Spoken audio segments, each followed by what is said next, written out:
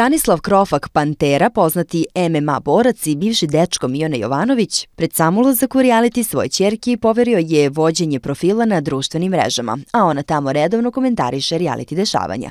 Njegova ćerka Vanessa izuzetno je aktivna na očevom Instagram profilu i redovno objavlja fotografije i snimke iz realitija, ali odgovara na poruke mnogobrojnim fanovima. Ona je otkrila da podržava svaki očev izbor, te da je uz njega i sada kada je odlučio da uplovi u vezu sa Majom Marinković, inače suparnicom njegove bivše devojke Mione Jovanović, koja je ušla u reality, prevarila ga, a potom i ostavila zbog Nenada Aleksića Ša. Međutim, danas je Vanessa podelila zanimljiv komentar, odnosno ideju da se organizuje casting za Stanislavovu novu devojku, pa nije isključeno da to Krofaka čeka nakon realitija, s obzirom na to da je mnogo zainteresovanih. Vanessa, draga, napravi spisak ovih dama što se nude, kada izađe Stanislav da napravi casting za ove udvarače, a i ove nesrećno udate, koje se reklamiraju u komentarima. Možda neka uđe u uži izbor. Dete vas je pecnulo. Bravo malena, na tatu si kao pčelica. Kapiram igru. Poštovanje.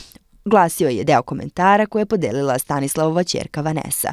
Kako će Maja i Miona reagovati kada saznaju da Krofakova ćerka svom ocu traži novu devojku, ostaje nam da ispratimo, ali ubeđeni smo da će reakcije biti burne.